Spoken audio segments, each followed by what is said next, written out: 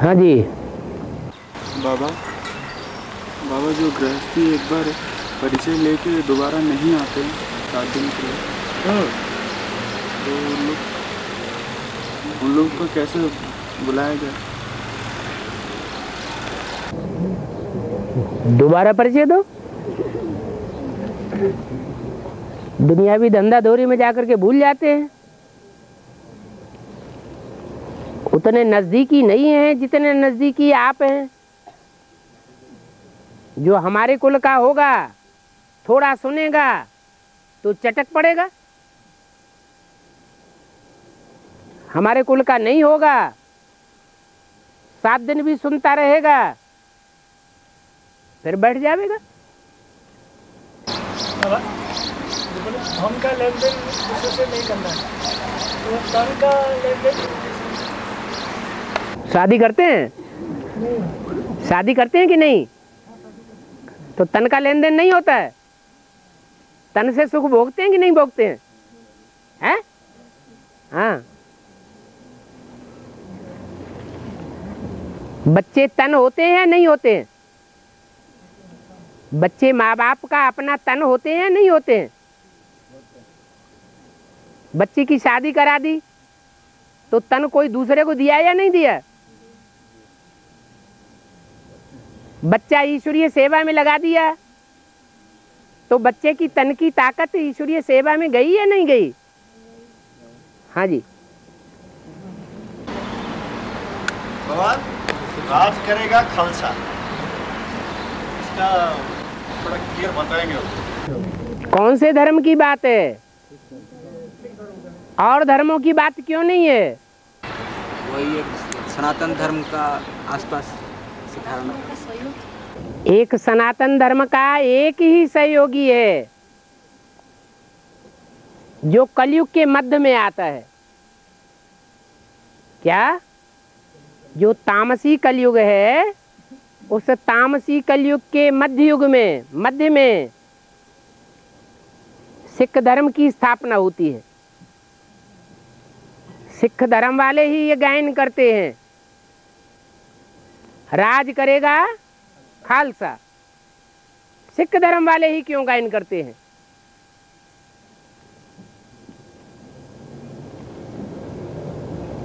हैं? क्योंकि उनके धर्म से कनेक्टेड कोई आत्मा है जो उनके धर्म के हिसाब से बहुत खालिस है।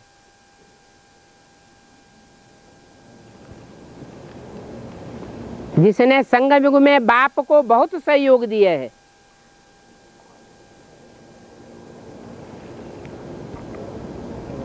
उस प्रकार का सहयोग और आत्माओं ने नहीं दिया है। फिर भी तामस युग का धर्म है।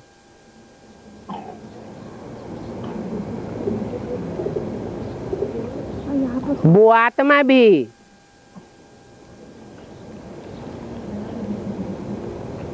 जब अपना कार्य पूरा करके बाप की सहयोगी बनती है तो प्रत्यक्षता हो जाती है। इसलिए सिख धर्म मात्र में ही ये गायन है, क्या? राज करेगा खालसा। देवी देवता सनातन धर्म या हिंदू धर्म की आत्माओं में ये गायन नहीं है, राज करेगा खालसा।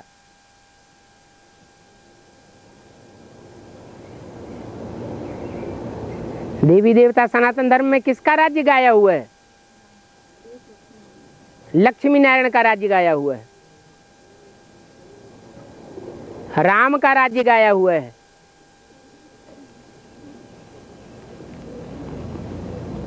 और खालसा का है? खालसा का खालिस का अर्थ पवित्र। ऐसी आत्मा जो पवित्रता का सहयोग तो दिया लेकिन उतना पवित्रता का सहयोग नहीं दिया जितनी लक्ष्मी देती है।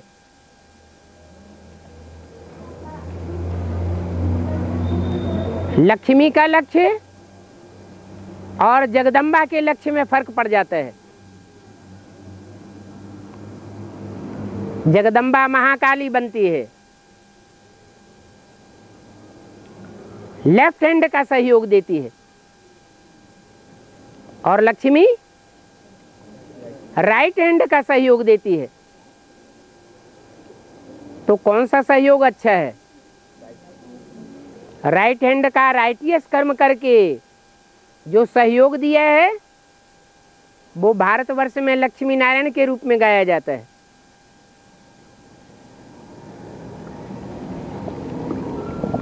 सिखों में गाया जाता है राज करेगा खालसा।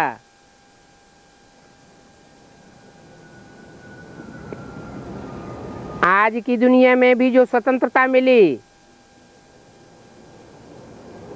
उस स्वतंत्रता संग्राम में सबसे ज्यादा सहयोग कौन से धर्म वालों ने किया?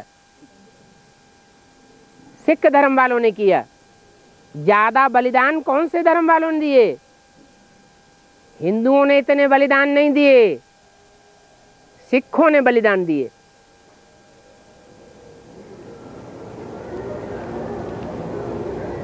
लेकिन झूठी स्वतंत्रता प्राप्त की, सच्ची स्वतंत्रता नहीं है। सच्ची स्वतंत्रता बाप आकर के देते हैं।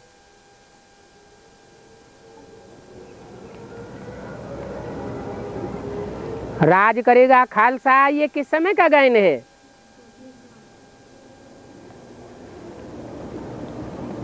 कौन से युग का गायन है? कलयुग का गायन नहीं है। कलयुग में कोई सिखों का राज्य नहीं गाया जाता। संग द्वापर के अंत में सुख सिख होते हैं। संगम युग में कोई आत्मा निमित्त बनती है जो सारे ब्राह्मण परिवार की बागडोर संभालती है।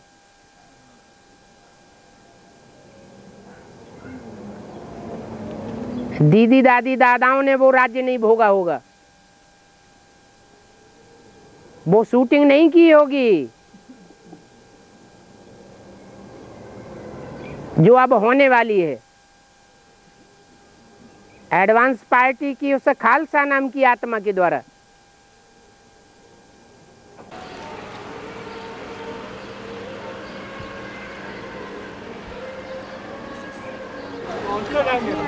लक्ष्मी आने से पहले की बात है। लक्ष्मी आने से पहले की बात है। लक्ष्मी होगी स्वर्ग में और खालसा का राज्य कहाँ चलेगा? इस दुनिया में। और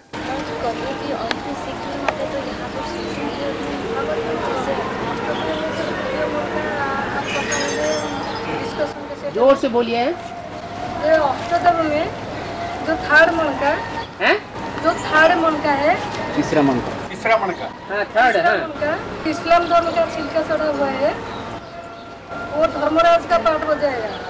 आप बोले है ना? अपने धर्म में ज्यादा सख्त होकर के कौन सा धर्म रहता है दुनिया का? सूर्यवंशी, चंद्रवंशी, इस्लामवंशी, बौद्धि, क्रिश्चियन कौन रहते हैं जो अपने धर्म पर बहुत सख्त होकर के रहते हैं? वो तो चीफ जस्टिस का पाठ हो जाएगा ना। हैं? वो तो चीफ जस्टिस का पाठ हो जाएगा ना। आएगा चीफ जस्टिस। हाँ, चीफ जस्टिस जो बनेगा, जो भी जस्टिस बनते हैं वो अगर दूसरों के प्रभाव में आ जाएं और प्रभाव में आकर के प्रभावित होकर के जजमेंट दें तो चलेगा? वो धर्म की बातों के अलावा और किसी से प्रभावित न हो, अपने धर्म के एकदम कट्टर। तो कौन सा धर्म है जिसमें सबसे जास्ती कट्टरता है? और जो भी विधर्मी हैं उन विधर्मियों में सबसे ज्यादा पावरफुल धर्म कौन सा है? इस्लाम धर्म। उसका पाठ तो धर्मराज का पाठ है ना। जो धर्म पर सबसे जास्ती अडिग रहे वही धर्मराज का पार्ट बजा सकता है। और यही से जो क्रिश्चियन धर्म में गिरेंगे और बौद्ध धर्म में गिरेंगे, उनका पार्ट क्या है? उनका अपना अपना पार्ट है। तो कैसे उनका तो पता चल गया वो धर्मराज का पार्ट हो जाएंगे हैं? ना। इस्लाम धर्म में जो गिरते हैं वो तो धर्मराज का पार्ट हो जाएंगे, और जो सिख धर्म में और बौद्ध धर्म में गिरते हैं वो धर्म का पार्ट हो जाएंगे। वो कैसे पार्ट हो जाएंगे? अष्टदेव में कौन सा नाम धारी होंगे? नाम पहले से बाप प्रत्यक्ष करेंगे, जो बाप से पूछा जाता हो। ये तो बहुत सहज बात है। किसी के पार्ट प्रत्यक्ष करने हो तो 500 करोड़ पार्ट आराम से बैठ जाओ, एक एक क्लियर करते रहो। बाप ने तो बोला है, बाप बोर्ड पर लिख करके नहीं बतावेंगे, कागज पर लिख करके नहीं बतावेंगे, और मुख से भी नहीं बतावेंगे कि इसका ये पार्ट है। तो हिंट देंगे ना। तो hint time to time hint मिलता रहेगा। सब एक साथ हिंट मिल जाएगा क्या? और बाबा धरणी का हाँ, और चंद्रमा का ताल्लुक क्या है? क्या? क्योंकि बोलते हैं धरणी माता और चंद्रमा को बोलते हैं चंदा मामा। ये तो माँ का भाई है मामा। किसको नहीं पता है? वैज्ञानिकों को भी पता है, भक्ति मार्ग वालों को भी मालूम है, दुनिया वालों को भी मालूम है कि पृथ्वी का उपग्रह है चंद्रमा। पृथ्वी है ग्रह और उपग्रह है चंद्रमा। जो उपग्रह होता है वो अपने ग्रह के चारों ओर घूमता है, चक्कर काटता है, परिक्रमा देता है, क्योंकि उसके आकर्षण से आकर्षित रहता है। हम ब्राह्मणों की दुनिया में पृथ्वी कौन है? पृथिव्याति। पृथिव्याति अर्थात विस्तार को पाती रहती है। जैसे कन्या होती है, छोटा रूप होता है, फिर जैसे जैसे बच्चे पैदा होते जाते हैं चौड़ा रूप होता जाता है। ऐसे ही ये पृथ्वी भी पहले भारत में सिकुड़ी हुई थी, पवित्र कन्या का रूप थी। फिर जब विदेशी आते हैं तो पृथ्वी का विस्तार होने लगता है।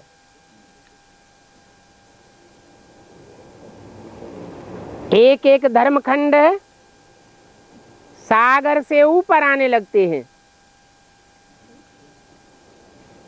आज पृथ्वी का इतना बड़ा रूप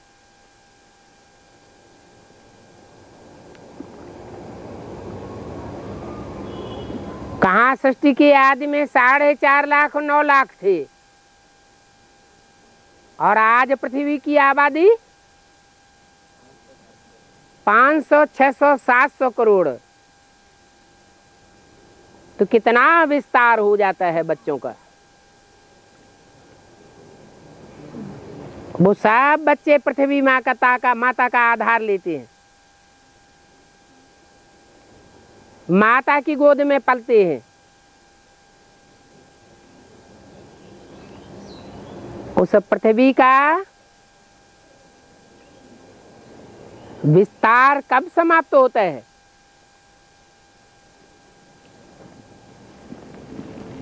कौन से युग में विस्तार खलास हो जाता है? कलयुग के अंत में और सतयुग के आदि में सारी पृथ्वी सागर में डूब जाती है, सिर्फ भारत बचता है। बोड़म बोड़ हो जाएगा। सब धर्म सागर के गर्त में समा जाएंगे। सब धर्मखंड सागर के गर्त में समा जाएंगे। ये विदेशी धर्मखंड माता को नहीं मानते।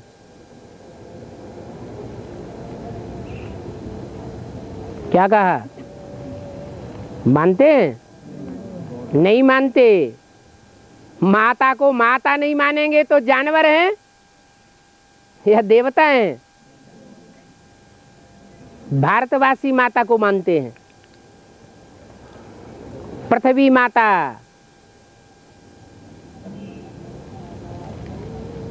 वो विदेशी धर्मखंड गॉड मदर को नहीं मानते, गॉड फादर को मानते हैं। क्यों? क्या दुश्मनी है?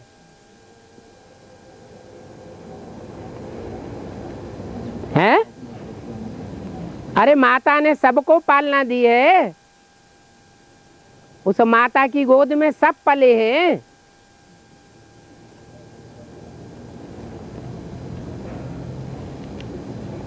वो गॉड मदर को क्यों नहीं मानते?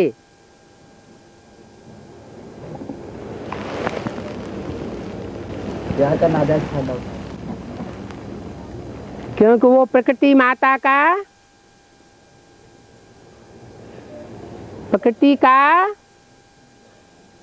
पहला बड़ा रूप बड़ा तत्व है पृथ्वी।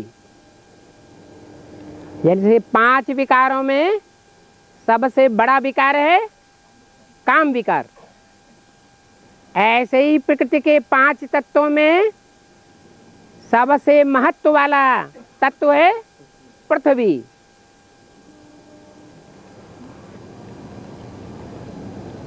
वो पृथ्वी माता आदि में भी बाप की बनकर रहती है और अंत में भी बाप की बनकर रहती है। मध्य में ये विदेशी धर्मखंड आते हैं, धर्म पिताएं आते हैं और माता के ऊपर अत्याचार करते हैं। इसलिए वो माता भी उन धर्मखंडों को सागर के गर्त में डुबा देती है।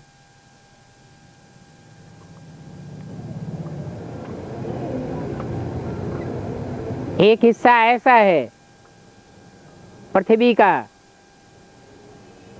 जहां कोई धर्मखंड नहीं होता, बड़ा हिस्सा है,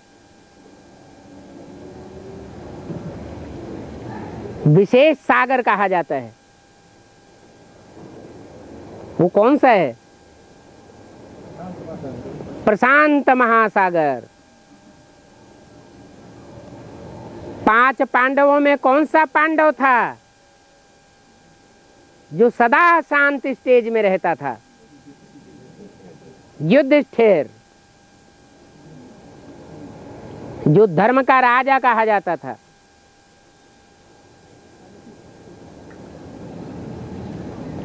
तो वो है प्रशांत महासागर।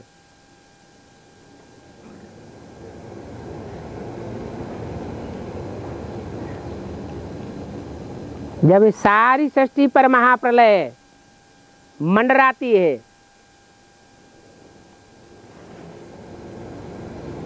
तो प्रशांत महासागर का जो अभी सागर के रूप में दिखाई पड़ता है, बहुत गहरा गड्ढा हो गया।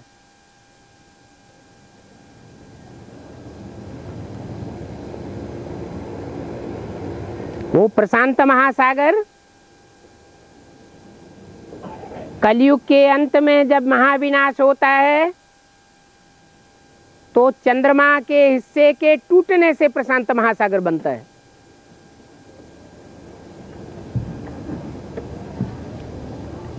वो चंद्रमा पृथ्वी के उस हिस्से में जुड़ जाता है।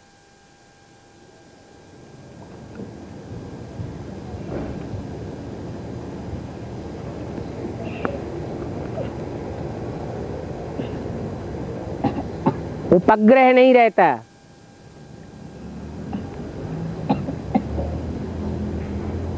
इसलिए नई दुनिया में दिन ही दिन होगा, वहां रात रात नहीं होगी। चंद्रमा कलाहीनता में नहीं आवेगा।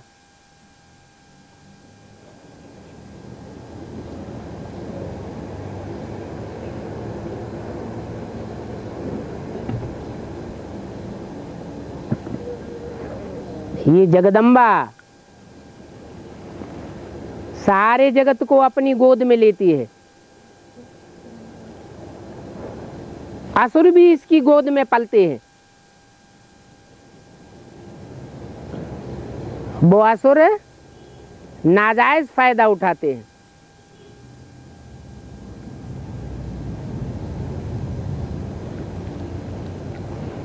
इसलिए माता का पद नीचा हो जाता है।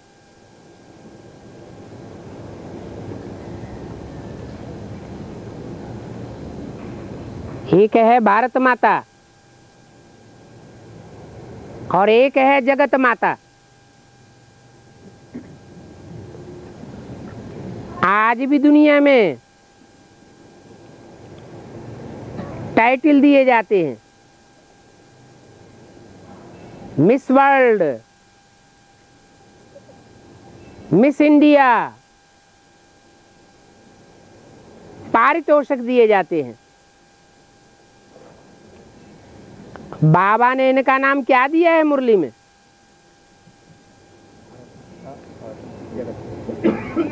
कन्याकुमारी और अधर कुमारी। जरूर ब्राह्मणों के संगमयुगी जीवन में अधर कुमारी भी पहले कुमारी थी, कन्याकुमारी भी कुमारी थी। कुमारी ने ब्राह्मणत्व जीवन में अपने कुमारीपन को बरकरार रखा।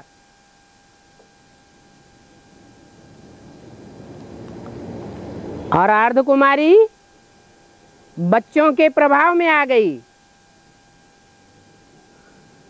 चाहे वो कृष्ण बच्चा हो, चंद्रवंश का मुखिया हो, चाहे वो इस्लाम वंश का हो, क्रिश्चियन वंश का हो। उन बच्चों के प्रभाव में आने के कारण माँ का मर्तबा गिर गया।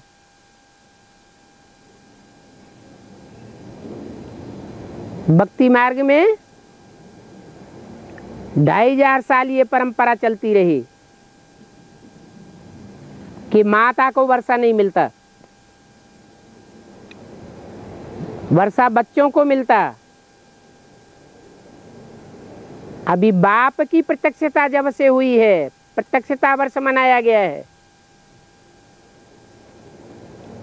तब से आज की गवर्नमेंट ने भी नियम बनाया कि माँ को भी वर्षा मिलना चाहिए। तो माताओं को बराबर का हक मिलता है।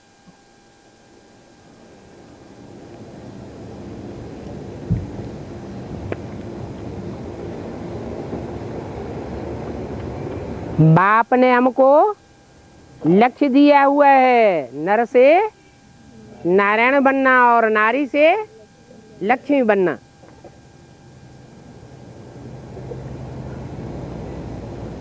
आत्मा का भी महत्व है। फर्स्ट प्रायोरिटी आत्मा को देना है, लेकिन आत्मा के साथ साथ शरीर का भी धर्म होता है।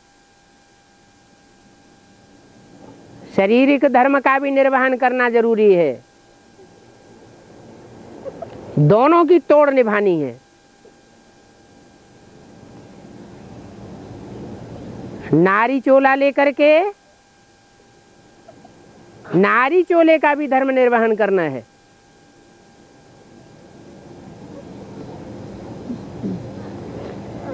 तो नारी से लक्ष्मी बन सकता है। अगर नारी चोले का धर्म का निर्वहन नहीं किया, सिर्फ पुरुष वृत्ति में ही आ गए,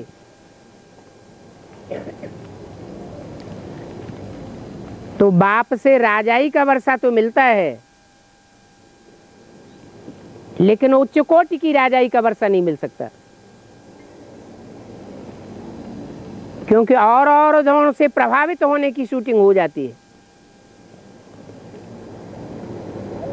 यहाँ तो है एक बाप दूसरा न कोई। और बाबा तो कृष्णा को किस टाइम में वो जेल में रखे थे, वो कौन से? संगम युग की ही तो बात है। संगम युग में ही तो कृष्ण की आत्मा विकारों की जेल में रहती है, जन्म लेती है। माँ बाप जेल में ही पड़े रहते हैं और बच्चे का छुटकारा हो जाता है। कहाँ की यादगार है? संगम युग की यादगार है। क्या यादगार है? कौन सा दिवस है? कौन सा दिवस मनाते हैं? हैं? जन्माष्टमी मनाते हैं, 15 अगस्त मनाते हैं। तो जरूर संगम युग की दुनिया में कोई ऐसा टाइम हुआ होगा जब कृष्ण की सोल विकारों की जेल से और स्थूल जेल से भी 15 अगस्त जन्माष्टमी के दिन मुक्त हुई होगी। इसलिए 15 अगस्त भी मनाते हैं, स्वतंत्रता दिवस। स्वतंत्र हो गई। और जन्माष्टमी भी मनाते हैं। विषय वैतरणी नदी से पार गया। कौन सी रात्रि में? जन्माष्टमी की रात्रि को।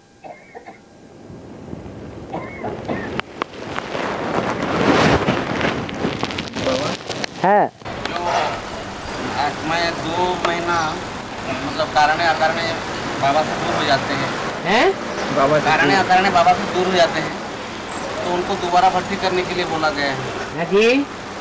तो ये बात को मतलब जानने के बाद लागू होना चाहिए, क्योंकि पहले से तो किसी को उतना जानकारी नहीं थी। जब जानकारी हो जाए, जब उठे तब सवेरा।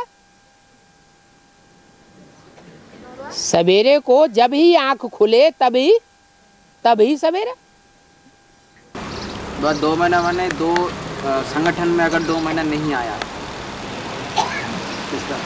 साल 2 साल अगर कोई संगठन में आते ही नहीं है, साल भर भी संगठन में नहीं आए, बाबा तो कहते हैं 2 महीने जिनका लेटर नहीं आता, पत्र नहीं आता, तो बाप समझते हैं मर गया। तो बाप की बात हो गई। लेकिन बच्चों के पास तो पत्र नहीं जाते हैं, लेकिन बच्चे संगठन में तो इकट्ठे होते हैं। तो संगठन में भी साल 6 महीने अगर कोई आता ही नहीं है, तो परिवार का भांति है या नहीं है? परिवार का भांति ही नहीं। कम से कम 6 महीना मान है? संगठन में कम से कम 6 महीना नहीं। हिंदू लोग रोज मंदिर में जाकर के नतमस्तक होते हैं, परिक्रमा लगाते हैं। मुसलमान लोग 7वें दिन जाते हैं। क्रिश्चियन लोग, कोई बहुत गिर गया होगा तो 6 महीने भी नहीं जाता होगा। अच्छा बाबा, हाँ। तो संगोपन क्लास में कोई भी व्यक्ति वो बाप का महावाक्य को उल्टा सुल्टा समझते हैं और वो अपने स्वार्थ के लिए उनका अपना मनोमत मिक्स करते हैं, वो उसका जो विरोध करता है वो ठीक करता है ना, जो न्यूट्रल भावे डर फ्री रह जाते हैं वो ठीक करते हैं। ये कैसे पता चले कि कौन विरोधी है? ना बाप का महावाक्य को कट कर देते हैं, अपने मनोमत मिक्स करते हैं और उल्टा सुल्टा समझते हैं। जो वो वाक्य वो विरोधी करता है, माने वो ठीक नहीं है, वो अच्छा नहीं है, अपने लिए अच्छा नहीं है, कि परिवार के लिए अच्छा नहीं है, कि संगठन के लिए भी अच्छा नहीं है, कि सारा संसार के लिए भी अच्छा नहीं है। वो तो बाबा ने ही मुरली में बोल दिया। श्रीमत अर्थात मुरली के महावाक्य। श्रीमत के बरखिलाफ बात को तो रावण संप्रदाय समझो। जो श्रीमत है, जो मुरली के मत है, बाबा के भगवान के महावाक्य हैं, उन महावाक्यों के जस्ट विरोधी वाक्य बोलता है, तो वो तो रावण संप्रदाय हो गया।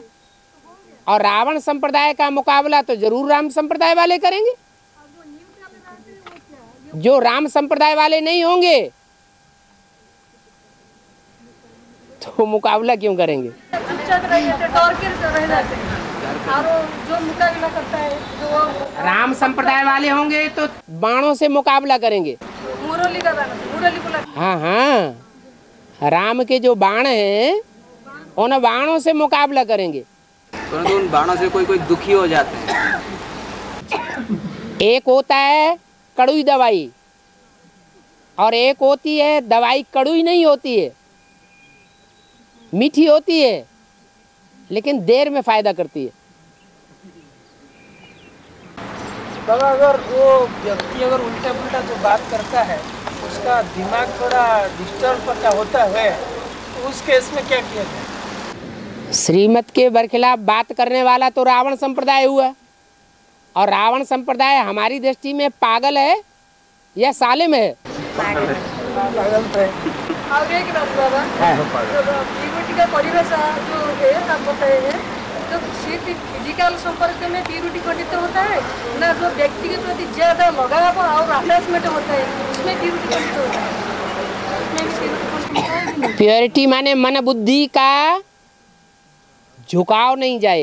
हाँ, जो झुकाव ज्यादा होता है। झुकाव जाता है, मन बुद्धि बार बार जाती है, माना इम्प्योरिटी है। उसका impurity है ना? जरूर इम्प्योरिटी है, तब तो मन बुद्धि बार बार झुक रही है। अटैचमेंट होता है व्यक्ति, हैं? एक व्यक्ति के प्रति लगाव होता है, अटैचमेंट होता है ज्यादा। हाँ जी, हाँ जी, अटैचमेंट होगा तो बुद्धि जरूर जाएगी। तो बाबा ज्ञान में अगर कोई युगल चलते हैं, दोनों पति पत्नी, और जो पति हो गया वो तो भाई हो गया उसका, ठीक है, और शिव बाबा जो हो गया उसका युगल हो गया, ठीक है। तो ज्ञान में चलने के बाद भी अगर कोई बाबा वो भक्ति मार्ग का बिंदी पहनते हैं, गले में माला पहनते हैं, तो उसको क्या कहेंगे? भक्ति की शूटिंग कहेंगे या लगाव भी कहेंगे? कोई बड़ा परिवार होता है, उस बड़ा परिवार में कोई एक माता चल रही है ज्ञान में और बाकी लोग ज्ञान में नहीं चल रहे हैं, तो इतने बड़े परिवार का अगर सीधा ही मुकाबला किया जाएगा तो धराशायी भी हो सकता है। नहीं बाबा, उसका कंट्रोलिंग भी अगर उसका पास होगा, परिवार का अगर मुखिया होगा। अच्छा, कंट्रोलिंग ना हो तो एक के लिए एक नियम, दूसरे के लिए दूसरा नियम।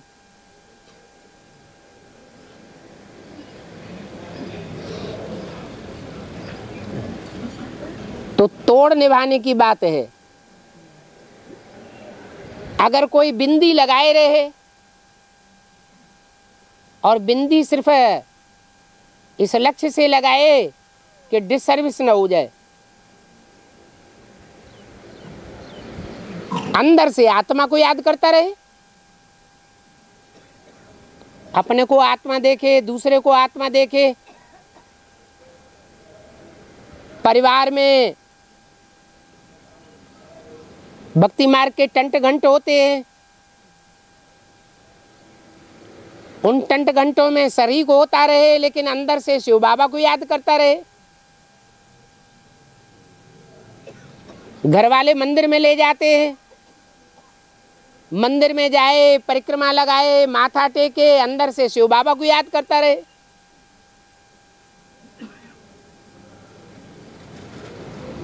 तो उसको क्या कहा जाएगा? ये अंदरूनी बाबा का समर्पण है।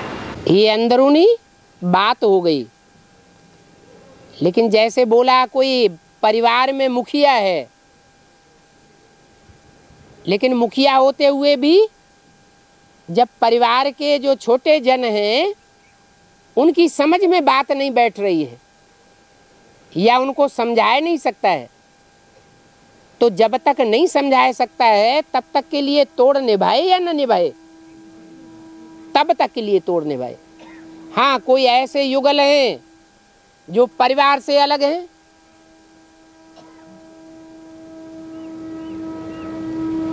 और समाज से भी अलग हो चुके, ब्राह्मण समाज बना लिया उन्होंने अपना, तो उनको ये सब टंट घंट करने की दरकार नहीं है। क्योंकि वो किसी के बंधन में नहीं है, समाज के भी बंधन में नहीं है, परिवार के बंधन से भी अलग हो गए, अपने पैरों खड़े हुए हैं। इसलिए बोला भक्ति मार्ग का कोई भी अंश दिखाई पड़ेगा तो शरीर छोड़ना पड़ेगा।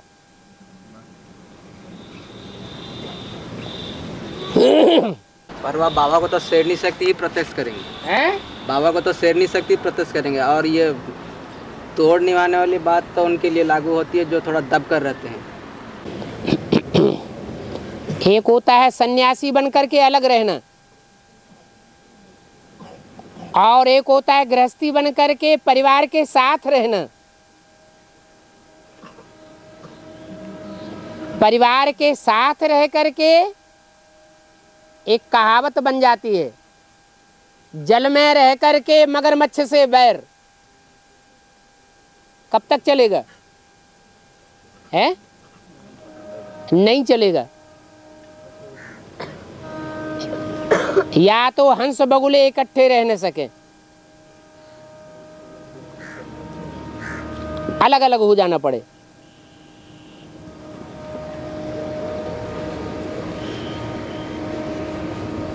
तो व्यक्ति देखा जाता है, समाज देखा जाता है, समय देखा जाता है,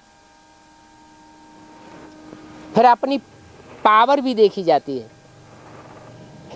कोई में कन्विंस करने की ज़्यादा ताकत होती है दूसरों को, और कोई में दूसरों को समझाने की ताकत नहीं होती है उतनी। कोई में वाचा की पावर ज़्यादा होती है, कोई में मनसा की पावर ज़्यादा होती है। तो उसके अनुसार कदम उठाना पड़ता है। हाँ, जब फाइनल रिजल्ट निकलने लगेंगे उस समय तक सबको अलर्ट होना है कि हम भक्ति मार्ग के प्रभाव में तो नहीं हैं अभी तक। भक्ति मार्ग मुर्दाबाद। अंत में क्या होगा? भक्ति मार्ग मुर्दाबाद, ज्ञान मार्ग जिंदाबाद।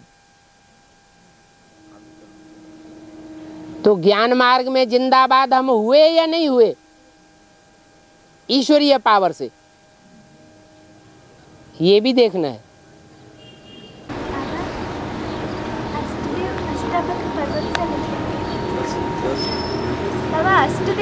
ये बात के लिए बाबा के पास चिट्ठी पहुंच गया है। अष्टदेव अष्टापद पर्वत से निकलते हैं। पर्वत माने ऊंची चोटी, ऊंची स्टेज। ऐसी ऊंची स्टेज जहां से 8 पद डिक्लेयर होते हैं। कोई पहाड़ नहीं है ऐसा, और कोई अष्टापद जैसे जानवर नहीं होते जो जैन धर्म में दिखाए गए हैं कि वो 8 पांव वाले होते थे, 4 पांव नीचे और 4 पांव पीठ में। जब चाहते थे छलांग लगाते कभी 4 पांव से और कभी दूसरे 4 पांव से चलते थे।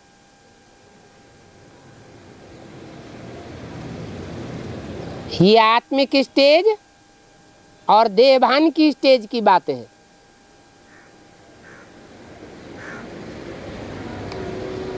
जो 8 पद हैं वो ऊंची स्टेज में जो जाते हैं, पर्वतीय स्टेज। जैसे शंकर जी के लिए कहते हैं कहाँ रहता है? कैलाश पर्वत पर रहता है। तो कोई कैलाश पर्वत पर नहीं रहता था, वो तो संगम युग में कहाँ रहता होगा? इस साकार दुनिया में ही नीचे रहता होगा, लेकिन स्टेज ऊंची होती है। ऐसे ही वो अष्टापद की भी बात है। बाबा जो ऊपर के 4 पैर थक जाते हैं तो नीचे के 4 पैर में वो दौड़ते हैं, मतलब तो इसका यह अर्थ है कि एक दूसरे के सहयोगी बन जाते हैं। क्या सहयोगी बन जाते हैं? 8 पांव एक दूसरे के सहयोगी बनते हैं। 4 जब दौड़ते दौड़ते पुरुषार्थ में दौड़ते दौड़ते नहीं, उस समय बदलता है तो द्वापर युग में वो नीचे के पांव से चलते हैं, नीची स्टेज में देहभान में चलते हैं। जब बाप आते हैं तो ऊंची स्टेज में छलांग लगाते हैं, पहले पहले छलांग लगाते हैं। और बाबा जब राम बाप पूरा संपूर्ण नारायण बन जाते हैं तो वो नेक्स्ट टू शिव बन जाते हैं, तो उनमें सुप्रीम सोल शिवा प्रवेश करने की जरूरत है। राम बाप नारायण बनने से पहले, नारायण जब बन जाते हैं, नारायण बनने से पहले नेक्स्ट टू शिव नहीं है। नारायण बनने से पहले शंकर है या नहीं है? शंकर है। तो शंकर नेक्स्ट टू शिव नहीं है क्या? शंकर को भी तो नेक्स्ट टू शिव कहा है, नारायण को भी नेक्स्ट टू शिव कहा है, कृष्ण को भी नेक्स्ट टू शिव कहा है, प्रजापिता को भी नेक्स्ट टू शिव कहा है। जब लक्ष्मी नारायण आगे आ जाएगा तो सुप्रीम सोल को वो तो पता कैसे चलेगा कि इसमें है या नहीं है? कौन पता करेगा? वो कब आता है कब चला जाता है अभी पता पड़ता है क्या? है अभी पता नहीं चलता। अभी के लिए ही बोल दिया है सबसे अच्छा पुरुषार्थ है नारायण को याद करना। अगर बुद्धि में निश्चय बैठ गया है कि अमुक पर्सनालिटी नारायण बनने वाली है, पक्का निश्चय बुद्धि हो गया, तो उस स्वरूप को याद करने से ऊंची स्टेज बनेगी या नीची स्टेज बनेगी? ऊंची स्टेज बनेगी। बाबा हाँ जी। एक कन्या 3-4 साल से ज्ञान में चल रही थी, वो अपना घर वाले कोई ज्ञान में नहीं चल रही, तो उसको गाँव ले गया। गाँव में थोड़ा खाना पीना उसका अशुद्ध हो गया है। फिर वो आई आके उसका घर वाले संबंध संपर्क वाले भी बहुत वाले और गीता पाठशाला का नदी है उसका घर, लेकिन डर के लड़की आता है। 3-4 बार बुलाने से भी छुट्टी आके थोड़ा सुनता है बात, और आएंगे फिर डर के बालिग है कि नाबालिग है? बालिग है।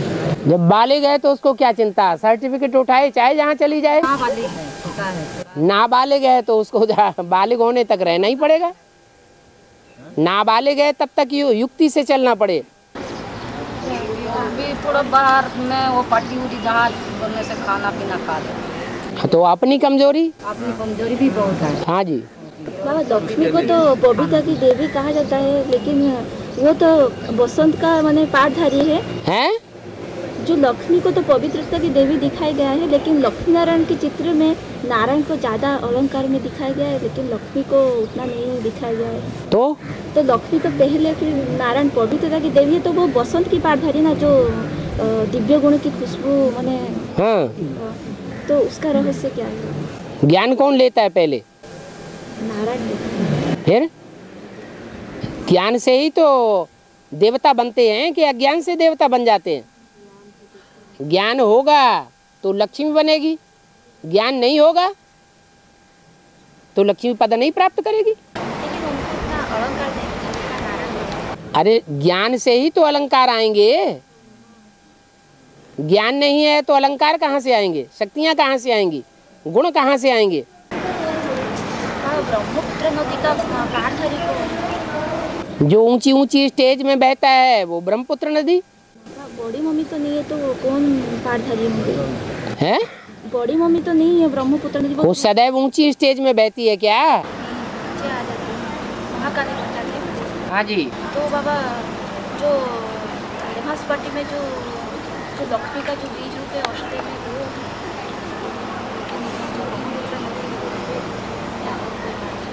वो ब्रह्मपुत्रा नदी जो है, बाबा कहते हैं ब्रह्मपुत्रा, और लौकिक दुनिया में क्या नाम दिया है उसका? ब्रह्मपुत्री। जैसे लौकिक दुनिया में नाम है प्रजापति, वो संपन्न स्टेज का नाम है।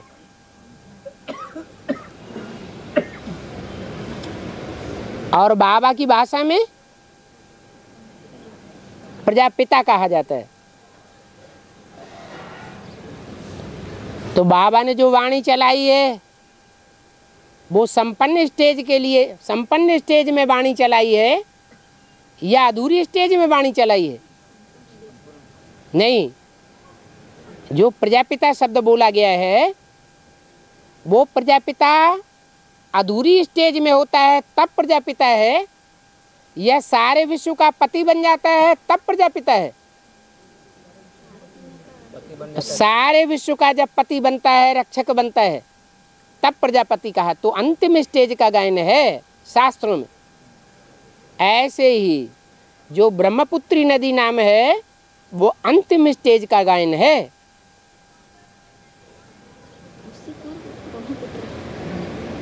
ब्रह्मपुत्री कहते हैं भक्ति मार्ग में, दुनिया में, और बाबा ने नाम दिया है ब्रह्मपुत्रा, क्योंकि हर चीज की शुरुआत रुद्रमाला से होती है या विजयमाला से होती है? रुद्रमाला से होती है। माने रुद्रमाला में कोई शक्ति ऐसी है जो है तो स्त्री चोला, लेकिन स्वभाव संस्कार से रुद्र वत्स है, राजा बनने की क्वालिटी वाली आत्मा है। कौन सी धर्म से कनेक्टेड है? चंद्रवंश से कनेक्टेड है। चंद्रवंश का बीज और सूर्यवंश का भी बीज है। और बाबा जो बोलते हैं जो गंगा, भीष्म जो है वो गंगा का पुत्र है। हाँ जी। तो भीष्म को सबसे बड़ा सन्यासी बोलते हैं ना। तो बाबा एक वार्तालाप में बोले थे कि जैसे एडवांस ज्ञान की आदि में जरूर माने गंगा, भीष्म गंगा का पुत्र है, मतलब जो एडवांस में एक कन्या होगी वो ज़्यादा ज्ञान उठाई, लेकिन फिर भी वहाँ पर इस्लाम धर्म की बीज मौजूद होगा। तो आदि माने एडवांस ज्ञान की आदि में तो जमुना वाली आत्मा, फिर है जगदम्बा आई थी। तो और कौन सी कन्या थी व माता थी? वो तो यमुना और गंगा के मुकाबले दोनों में मुकाबला किया जाए तो पवित्र नदी कौन सी है और अपवित्र कौन सी है? ज्यादा समय तक निभाएगी कौन, अंत तक कौन निभाएगी और कौन नहीं निभाती? अंत तक नहीं निभाती। गंगा का पार्ट है आदि का और अंत का। ज्ञान गंगाएं निकली हैं अंत में, तो जो अंत में निकली हैं वो आदि में भी जरूर निकली होंगी। गंगा के किनारे रहते हैं सन्यासी, और जितने भी विधर्मी हैं सब सन्यासी हैं, निवृत्ति मार्ग वाले हैं या प्रवृत्ति मार्ग वाले हैं। सब विधर्मी निवृत्ति मार्ग वाले हैं। उनमें सबसे मुख्य विधर्मी कौन है? इस्लाम धर्म। तो इस्लाम धर्म का जो बीज होगा वो ही गंगा पुत्र कहा जाता है, भीष्म पितामह।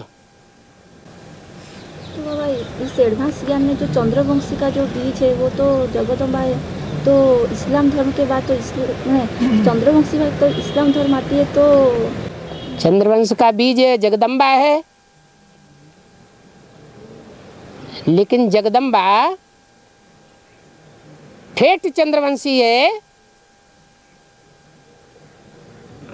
या सूर्यवंशी भी है?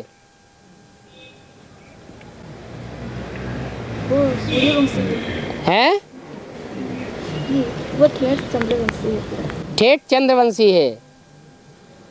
उसके मुकाबले रुद्रमाला में कोई ऐसा मणका भी है जो ठेठ चंद्रवंशी नहीं है,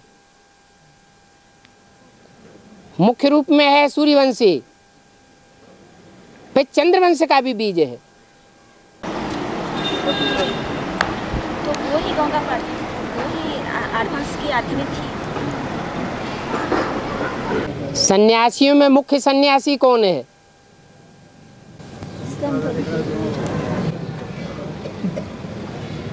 इस्लाम धर्म का बीज, इस्लाम धर्म का बीज है गंगा पुत्र।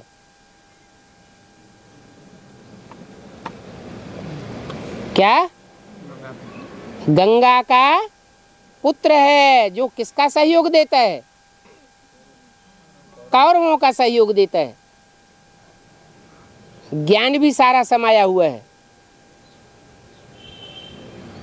विद्वान भी है, लेकिन सहयोग किसको देता है? कौरवों को सहयोग देता है। कब तक कौरवों को सहयोग देता है? जब तीर से जब तक गंगाधर की नहीं बनती है तब तक। इसलिए भक्ति मार्ग में गीत भी बना दिया, राम तेरी गंगा मैली। नदी नाला कब बन जाती है? सागर से कनेक्शन नहीं है तो नदी नाला बन जाती है। एक गंगा नदी की ही बात नहीं है, उड़ीसा में भी ढेर नदियां हैं, सारे भारत में नदियां फैली हुई हैं। सागर से कनेक्शन है तो ज्ञान नदी है, कनेक्शन नहीं है तो नाला बन जाती है। उन नदियों में मुख्य नदी गाई जाती है गंगा। आदि में भी कनेक्शन था, बेसिक नॉलेज के आदि में भी कनेक्शन था, एडवांस नॉलेज के आदि में भी कनेक्शन था। सबसे जास्ती अव्वल नंबर में ज्ञान सुनती है पहले पहले गंगा, चाहे बेसिक ज्ञान हो और चाहे एडवांस ज्ञान हो। एडवांस ज्ञान सबसे पहले यमुना ने भी नहीं सुना, इतनी गहराई तक, सात्विक स्टेज में, और सरस्वती ने भी नहीं सुना। कोई कन्या निमित्त बनती है जो आदि में सबसे जास्ती ज्ञान सुनती है।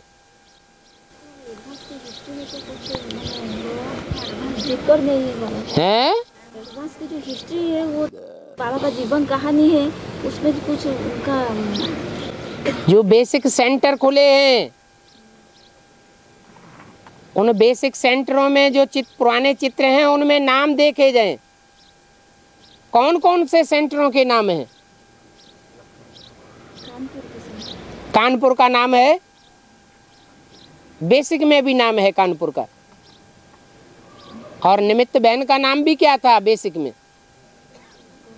गंगे दादी। वो थी हद की गंगे दादी, बेसिक की। और ये है बेहद की गंगे दादी। दादी का मतलब क्या है? पुरानी है या नई है? पुरानी है। एडवांस में है, भले कन्या है तो भी पुरानी है। इसलिए शंकर की जटाओं में कन्या का चित्र दिखाया जाता है।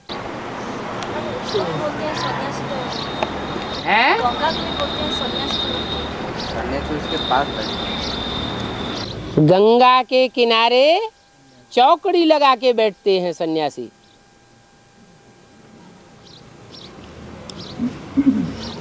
और बाबा जब भीष्म पितामह है तो कला होता है ना, शिल्प कला, नृत्य कला, संगीत कला, जो कला में जो बांधा गया है सारी गामा पाधा निशा, 7 स्वर।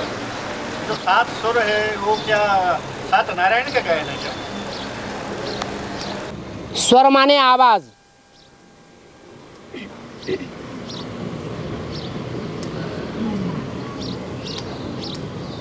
जो ज्ञान की आवाज फैलाने में अलग अलग प्रकार के स्वर बोलते हैं। कहते हैं ना, एक सुर से बोलो ना, अलग सुर क्यों हो जाता है तुम्हारा?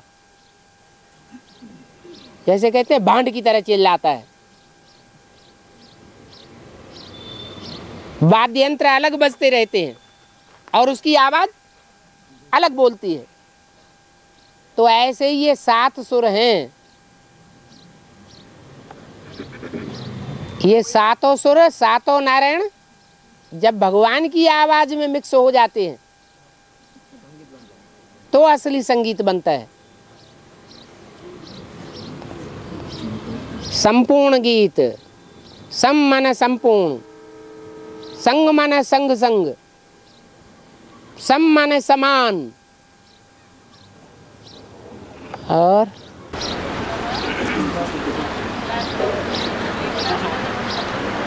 है हाँ जी, सब दिन क्लास तो उसके बाद 5 मिनट के लिए याद करना चाहिए या बाबा ने तो यही बोला है कि हर घंटे में थोड़ा समय निकाल करके बाबा की याद में टिक जाना चाहिए। तो क्लास करने के बाद क्यों नहीं थोड़ा देर याद में बैठना? क्लास के पहले भी आधा घंटा याद में बैठने से बाद में मुरली अच्छी समझ में आती है, गहराई से समझ सकते हैं। जैसे ब्रह्मा की आयु 100 साल होती है, ऐसे प्रजापिता ब्रह्मा का भी 100 साल हुआ, वैसे ब्राह्मणों का 100 साल का कुछ नहीं होगा। तो सभी ब्रह्मा से विष्णु बन जाएं? हैं? सभी बन जाते हैं ब्रह्मा से विष्णु? सभी तो नहीं बनते, नंबरवार बनते हैं। तो बाकी जो आत्माएं रही विष्णु में 4 आत्माएं मिलकर 4 आत्माओं के लिए गायन है, ब्रह्मा सो विष्णु। उनमें भी 2 लेफ्टिस्ट हैं, 2 राइटियस हैं, 2 नीचे की भुजाएं हैं, 2 ऊपर की भुजाएं हैं। उनमें भी कैटेगरीज हैं। और नरक की दुनिया के बीच स्वर्ग का वर्षा देता हूँ। है नरक की दुनिया के बीच स्वर्ग का वर्षा देता हूँ। हाँ जी, इसका तो सैंपल आदि में दिया, मतलब बंगले में, हाँ कराची फिल्म में। हाँ तो ऐसे जब नई दुनिया आएगी, हाँ इसमें जब जन्म होगा है तो उस समय जैसा फुल बंगला होगा या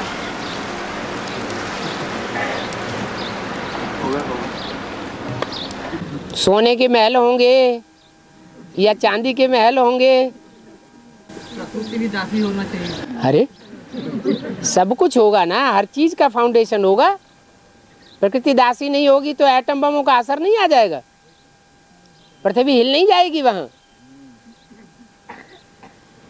और बाबा सूर्यवंशी की ग्रुप की जो पहले 8 आत्माएं हैं, अंत में वो नीचे गिर जाते हैं अलग अलग धर्म से। तो नीचे गिरने का मतलब हो गया कि उस धर्म की जो कमजोरी है उसको अपने में धारण कर लेना। हाँ जी, तो जैसे इस्लाम धर्म में अगर कोई गिरा होगा तो उसमें काम विकार का कुछ अंश आया होगा, अंश मात्र होगा जरूर, और आत्माओं के मुकाबले अंश छोटा होगा, छोटा। और उस धर्म में भी और बाबा उनका जो कमजोरी, उनका पोतामेल, सच्ची पोतामेल के द्वारा ही बाबा को पता चल रहा होगा। ठीक है।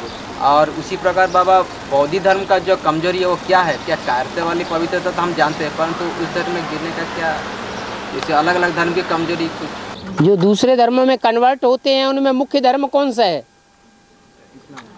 हैं? दूसरे धर्मों में जो कन्वर्ट हो जाते हैं सहज ही, उनमें मुख्य धर्म कौन सा है? आर्य समाज तो बाद में आया है। बौद्धी धर्म वाले आराम से कन्वर्ट हो जाते हैं। और तो क्रिश्चियन धर्म का थोड़ा ठंडा क्रोध रहेगा, स्वार्थ का। जो भी गुण धर्म बताए हैं वही है।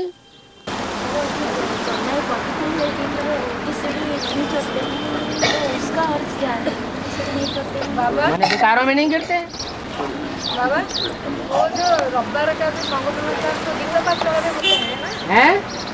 जो संडे का जो संगठन क्लास होता है हैं? वो तो गीता पाठशाला में होता है ना।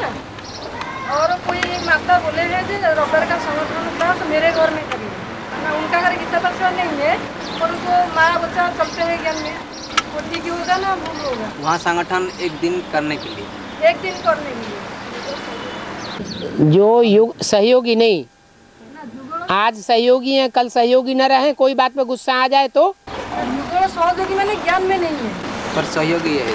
परंतु ऐसे न्यूट्रल हैं, उनको सहयोगी मैंने कुछ नहीं बोलते, माँ पिला बच्चा सब करते हैं। तो अपनी रिस्क लेकर के कर सकते हैं।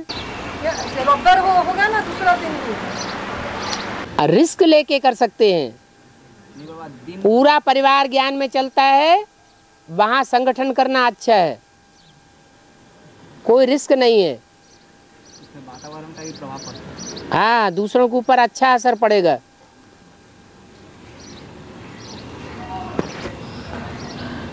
ऐसे तो युगल बहुत से निकलेंगे जिनके यहाँ गीता पाठशाला नहीं है,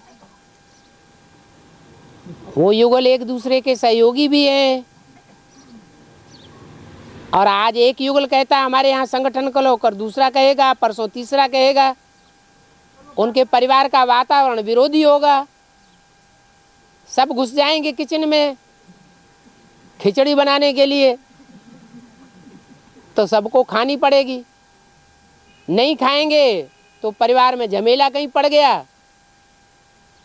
तो और मुसीबत। भोलेनाथ बाबा कुछ देरी पहले वो माता जी को कुछ बोले हैं, हाँ हाँ ठीक है, प्रभु तुम्हारा परिवार सब चलते हैं और कभी भी तुम्हारा संगठन की चाहता है करने के लिए कर लो। और भोलेनाथ थोड़ा बहुत बोल दिए हैं तो इसीलिए वो निमित्त माता का कान में चला गया, वो भी आपको फिर प्रसन्न हो।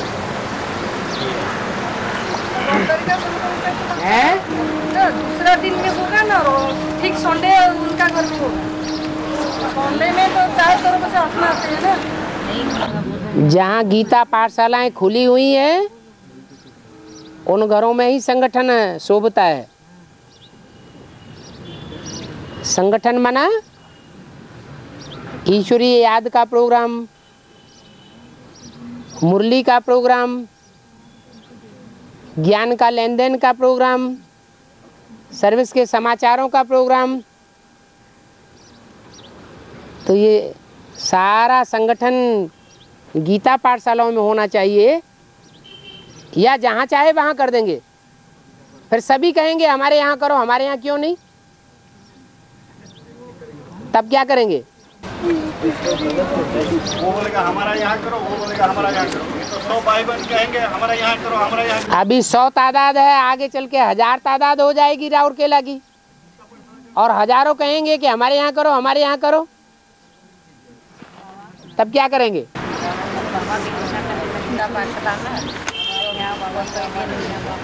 गाइड नहीं रहता, भाग जाता है तो माता ज्ञान में चलती है, परिवार नहीं चलती है, उसमें जाके वो मुर्गी हो सकते हैं। क्या बोले जरा अच्छा से बोल रहे हैं बाबा जी, मुरली चलते हैं वहाँ करंट का प्रॉब्लम है, इलेक्ट्रिक लाइन मुरली चलने का मुरली चलने का टाइम ही बता दिया कि जब सुबह, जब सवेरे अंधेरे में तो क्लास चलाना ही नहीं है। दोपहर को जब क्लास चलती शाम का टाइम, हाँ, शाम के टाइम इवनिंग में करंट का प्रॉब्लम बीच में होता है। तो माता जी बोलते हैं कोई माता ज्ञान में चलते हैं, बगल में उनका घर है, तो उनका घर में जाके मुरली सुन सकते हैं क्या? बाबा से अनुमति ले रहे हैं। बिजली है उसका घर, खाली माता चलती है। सुबह मुरली चलता है, लेकिन वो शाम को भी चलता है, लेकिन शाम को लाइट चला जाता है, लेकिन अगले सुबह को अलग मुरली कैसे चला जाता है? तो जिज्ञासु हाँ, अच्छा कर सकते हैं माता जी का। बाबा ये कहने का मतलब है माता जी का, जो हमारा सुबह मुरली चलती है, उसके बाद शाम को जो चलता है लाइन नहीं रहता है, बिजली नहीं रहता, तो दूसरे जो जिज्ञासु होते हैं सुबह नहीं आता है, शाम को आने से बिजली नहीं रहता है, तो दूसरा जो बगल वाले तो बिजली का इंतजाम नहीं किया जा सकता है क्या? फिर क्या बड़ी बात हो गई?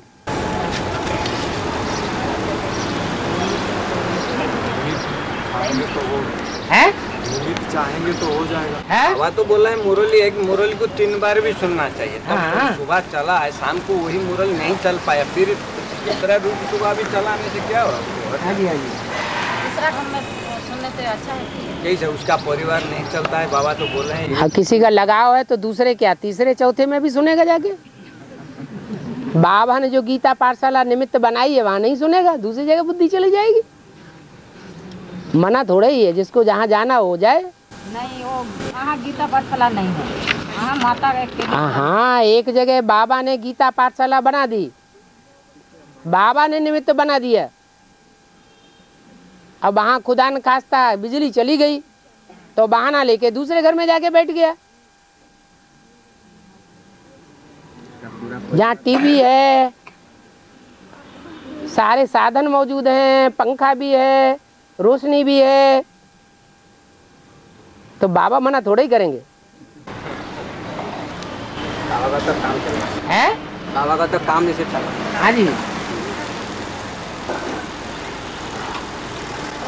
बाबा, इस दुनिया के श्रेष्ठ माता पिता जो है वो लक्ष्मी नारायण के रूप में प्रत्यक्ष हैं। ठीक है। तो उनके जो पहले जो बच्चे जन्म लेंगे वो राधा कृष्ण। हाँ। तो जो आदि में हुआ सो अंत में भी होना चाहिए। ठीक है। तो अंत में बाबा वो राधा कृष्ण कब जन्म लेते हैं कलयुग के अंत में, वो पाठ क्योंकि अंतिम जन्म में तो कृष्ण वाली आत्मा दादा लेखराज बन जाती है। ठीक है। उनकी माता पिता तो अलग। हाँ। अंतिम जन्म तो वो बात कैसे लागू? मना क्लियर करो, क्या गड़बड़ी आ गई? सतयुग की आदि में हाँ। संगम जी लक्ष्मी नारायण पहले प्रिंस प्रिंसेस को जन्म देते हैं, वो होते हैं राधा कृष्ण। हाँ। जो इस कलयुग के अंत में जिनका नाम पड़ता है दादा लेखराज और ओम राधे। हाँ जी। तो आदि से अंत, तो हाँ। सतयुग के आदि में अगर हुआ तो कलयुग के अंत में भी होना चाहिए। ठीक है।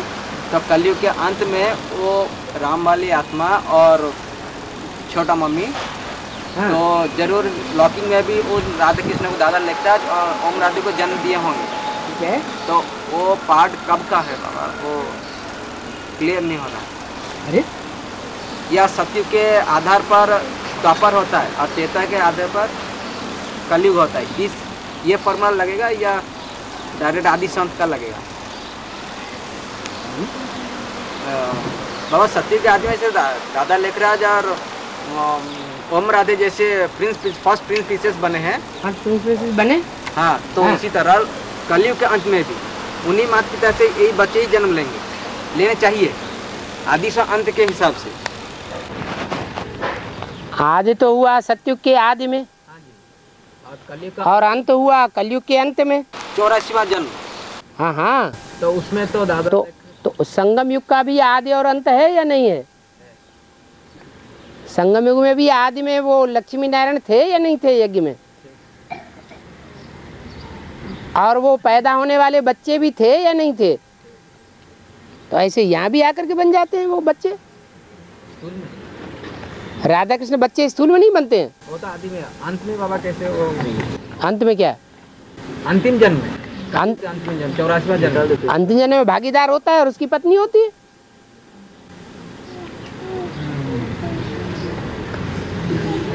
स्कूल में तो नहीं ज्ञान का होता है, वो तो ज्ञान का होता है। हाँ। स्कूल में तो नहीं होता। हाँ। स्थूल गर्भ से तो जन्म नहीं होता। स्थूल गर्भ से जन्म क्यों होगा? क्योंकि सतयुग के आदि में तो स्थूल गर्भ में। सतयुग आदि में तो कलयुग आदि में लो ना, कलयुग अंत में क्यों ले रहे हो? हाँ। बाबा जब मैंने पुरुषोत्तम संगम सिर्फ मधुबन में 100% है। पुरुषोत्तम संगम मधुबन में सिर्फ 100% है। इसका मतलब क्या है? हाँ, गीता पाठशाला में थोड़ा ही पुरुषोत्तम संगम युग होता है। तो बाबा भी बोले तो माया भी प्रवेश करती है मधुबन में। माया भी आती है, बाप की बच्ची नहीं है तो वो बच्ची घर में नहीं रहेगी है? जब बाप की बच्ची है तो वो भी घर में रहनी चाहिए ना, उसको स्पेशल काम भी मिला हुआ है। जो बच्चे बाप की श्रीमत पर नहीं चलते उनको खूब फटकाओ।